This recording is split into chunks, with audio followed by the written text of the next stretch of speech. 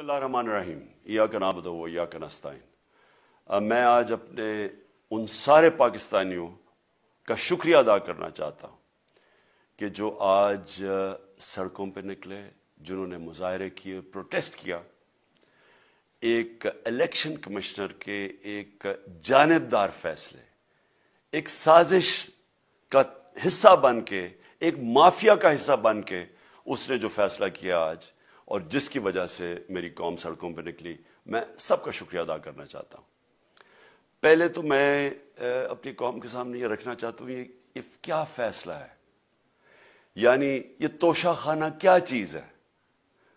तोशा खाना वो है कि जब मुल्क का प्राइम मिनिस्टर, उसके वजीर, उसके आर्मी चीफ, इनको जब प्रेजेंट्स मिलते हैं, जब वो इक़्तिदार में होते हैं, तो जब उनको तोहफे मिलते हैं, तो ये जो सारे तोहफे हैं ये जाते हैं तोशा खाना के अंदर। एक पूरा रिकॉर्ड उधर कायम किया जाता है।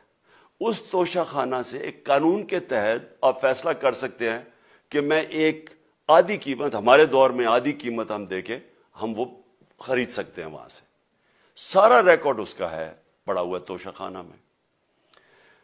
तो ये जो केस इसने किया है, ये जो केस के ऊपर फैसला दिया है, मैं आप सारी कौम के सामने अब ये कहना चाहता हूं कि जब भी, और इंशाल्लाह हम अब जा रहे हैं अदालत में, मैं आज सबके सामने कहना चाहता हूं कि ये अदालत के अंदर केस जाएगा और इसमें एक चीज गैर कानूनी नहीं निकलेगी, क्योंकि सारा रिकॉर्ड अवेलेबल है। और जिन्होंने कानून तोड़ा है, तोशा खाना का कानून किसने तोड़ा है? आसिफ जरदारी ने और नवाज शरीफ ने। कैसे तोड़ा है? उन्होंने 4 महंगी महंगी गाड़ियां इस तोशा खाना से निकाली है। कानून ये कहता है कि आप गाड़ियां नहीं निकाल सकते, मुझे भी मिली थी। तो उनके केस तो सुने नहीं, उनके 10 साल से केस पड़े हुए जो इन्होंने ये गाड़ियां गैर कानूनी तौर पे निकाली थी।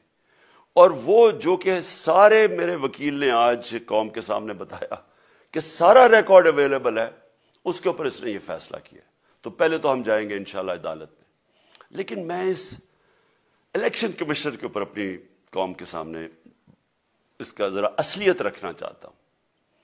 ये वो आदमी है जो पिछले 2.5 साल से हमारे खिलाफ फैसले दे रहा है। 8 या 9 दफा इसने हमारे खिलाफ फैसला दिया, हम अदालत में गए और अदालत ने इसके फैसले ओवरटर्न करके हमारे हक में फैसले दिए, क्योंकि इसके जो फैसले थे वो गैर जानिबदार नहीं थे। हम ईवीएम मशीन्स के ऊपर कोशिश करते रहे कि इस मुल्क में साफ और शफाफ इलेक्शन हो। 2 साल कोशिश करते रहे। इस इलेक्शन कमीशन ने पीपल्स पार्टी और नून लीग के साथ मिलकर वो नहीं होने दिया।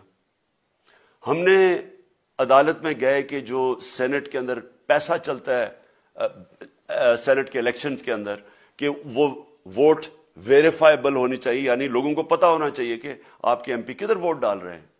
हम सुप्रीम कोर्ट में गए, सुप्रीम कोर्ट में इजाजत दे दी कि वोट वेरीफाइबल होनी चाहिए, इसने रोक दी।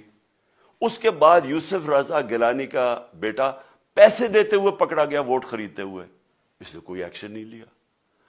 ये इसने जब हमारा ये अभी जो ऑडियो लीक्स हुई है, इसके अंदर क्या चीज आई है सामने? ऑडियो लीक्स में ये सामने आई कि नून लीग के साथ बैठ के ये फैसले कर रहा था कि कौन से हलके हमारे कमजोर हैं और किधर पीडीएम की वोट जो थी हमारे हलकों से दुगनी थी। इसने उनके साथ बैठ के फैसले किए। ये जो अभी हाल ही में इलेक्शन हुए हैं, इसी इलेक्शन कमीशन ने, इसने पहले भी जब पंजाब के बाय इलेक्शन हुए तब भी पूरी इलेक्शन कमीशन की मशीनरी ने उनकी मदद की, और उसके गवर्नमेंट भी पंजाब में उन्हीं की थी, गवर्नमेंट की मशीनरी ने भी पूरी मदद की। उसके बावजूद दोनों दफा ये इलेक्शन हार गए।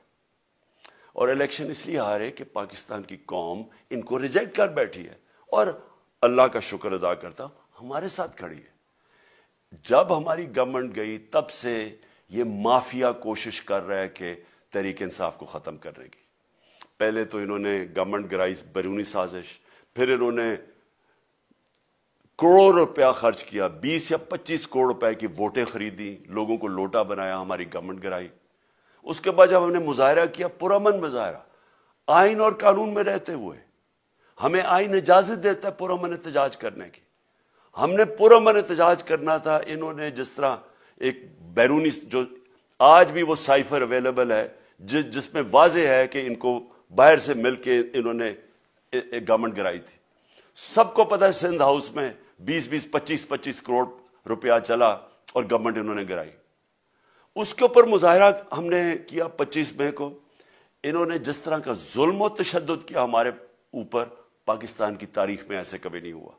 عورتوں بچوں کے اوپر دیکھ رہے ہیں فیملیز, انہوں نے شیلنگ کی, گھروں میں گھس گئے رات میں, جو پنجاب پولیس کو انہوں نے استعمال کیا اور انہوں نے سمجھا کہ پارٹی کراش ہو جائے گی.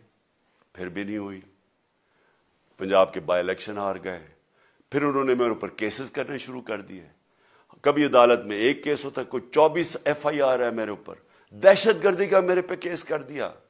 کیا کیس تھا؟ ساری دنیا میں رپورٹ ہوا وہ کیس. کیس کیا ہے کہ عمران خان کہہ رہا ہے کہ ریمانڈ پہ بھیجنے کے لیے ایک جس کے اوپر تشدد ہوا ہے, کسٹوڈیل ٹارچر ہوئی ہے شہباز گل کو, کہ ہم قانونی کاروائی کریں گے. اس کے اوپر دہشت گردی کا کیس کر دیا. تو پوری کوشش کرتے رہے نہ کسی طرح اس کو, کیونکہ میچ میں تو آپ کھیل نہیں سکتے تھے, تو عمران خان کو میچ سے نکال دو باہر. یہ شروع سے ان کی کوشش تھی. پتہ ان کو چل گیا کہ عوام آ گئی ہے کھڑی ہو ہمارے ساتھ. بڑے میں جلسے ہوئے ہیں, کبھی اتنے بڑے جلسے ہوئے ہی نہیں پاکستان میں. اور پھر یہ جو ابھی جو الیکشن ہوا ہے اس کے اندر پوری پلاننگ کرتے ایک کینڈیڈیٹ کھڑا کر کے پھر بھی ہار گئے. تو یہ مجھے پہلے ہی پتا تھا کہ انہوں نے اس کا رزلٹ کیا آنا ہے. میری ساری پارٹی کو پتا ہے, میں نے ان کو واٹس ایپ کیا, اپنے سارے لوگوں کو بتایا.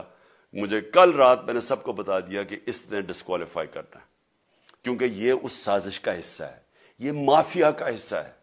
اور مافیا کیا کوشش کر رہی ہے, یہ ذرا ساری قوم سن لو. جو پاکستان کی سب سے بڑی پارٹی ہے, جو فیڈرل پارٹی ہے, باقی پارٹیز تو اب صوبائی پارٹیز رہ گئی ہیں, چھوٹی سکڑ کے ہو گئی ہیں فیملی پارٹیز. جو سارے ملک کے اندر ایک فیڈرل پارٹی ہے, اس کو ختم کرنے کی کوشش کر رہے ہیں. اور یہ میں پھر سے اس ملک کی تکلیف دے جو ہمارا تاریخ کا حصہ تھا, جب ایسٹ پاکستان ہمارے سے علیحدہ ہوا, کیا ہوا تھا؟ جو پارٹی کو سب سے بڑا مینڈیٹ ملا اسی پارٹی کو ختم کرنے کی کوشش کی. ملک کا جو ہوا وہ تاریخ کا حصہ ہے. یہ پھر کوشش کر رہے ہیں کہ ایک پارٹی جو ساری فیڈریشن کو اکٹھا رکھ سکتی ہے, اسی پارٹی کو ختم کرنے کی کوشش کر رہے ہیں کہ جناب عمران خان کو کسی طرح ڈسکوالیفائی کرے اور پھر الیکشن ہو. اور پھر مجھے اور نواز شریف کو ایک ہی طرح دکھایا جا رہا ہے کہ اچھا جی عمران خان بھی ڈسکوالیفائی ہو گیا تو نواز شریف بھی ہو گیا. نواز شریف اس ملک کا بڑا مجرم ہے. 30 سال سے چوری کر رہا ہے اس ملک کا پیسہ باہر. بڑے بڑے محلات ہیں اس کے اور اس کے بچوں کے باہر. ایک رسید نہیں دکھا سکتا کہ پیسہ کدھر سے آیا. میں نے کرکٹ کھیلتا تھا تو میں نے ایک فلیٹ خریدا. میں تو پبلک آفس ہولڈر بھی نہیں تھا. 34-35 سال پہلے میں نے فلیٹ خریدا جب کرکٹ کھیلتا تھا. اس کے باوجود میں نے 8 مہینے عدالت کے اندر ایک ایک رسید بتائی کہ مجھے کدھر سے انکم آئی, کدھر سے آمدنی آئی, اور باہر سے حلال کے پیسے کی جو میں نے جو خرچہ جو خریدا فلیٹ, اس کو جب بیچا بینک کے تھرو پاکستان میں پیسہ لے کے آیا, اپنے ملک میں پیسہ لے کے آیا. اس کی بھی منی ٹریل تھی. عدالت نے مجھے صادق اور امین کہا, اور مجھے مقابلہ اس آدمی سے کر رہے ہیں جو اربوں روپے کی پراپرٹیز لے کے بیٹھا ہوا ہے. کبھی کوئی جھوٹ بولتا ہے کہ جی مجھے قطری خات کے جی قطری نے پیسے دے دیے, کبھی وہ کہتا ہے یہ ہیں وہ ذرائع, وہ فیل ہو جاتا ہے. وہ بیٹی کہتی ہے میرے لندن تو چھوڑو پاکستان میں کوئی پراپرٹی نہیں, اور پھر پراپرٹی نکلا. یعنی جو بتا ہی نہیں سکتے کہ اس ملک سے باہر اربوں روپے کی پراپرٹیز ہے, اور اس کو اور میرے ساتھ کر رہے ہیں کہ جی اب دونوں ڈسکوالیفائی ہو گئے. اور جو سب سے شرمناک چیز کیا ہے کہ جس آدمی کی ساری پراپرٹی سب پاکستان سب ڈکلیئرڈ اپنے نام پہ, اس کو ڈسکوالیفائی کر رہے ہیں, اور یعنی میچ سے باہر رکھنے کی کوشش کر رہے ہیں. اور کن کو اس ملک میں بچایا جا رہا ہے؟ اس ملک کے بڑے بڑے مجرم جن کے اوپر اربوں روپے کے کیسز ہیں, وہ آ کے پہلے تو ان کو سازش کے تحت ملک پہ بٹھایا جاتا ہے, پھر وہ قانون اسمبلی میں بیٹھ کے نیب کا قانون چینج کرتے ہیں اور 1100 ارب روپے اپنا معاف کروا لیتے ہیں.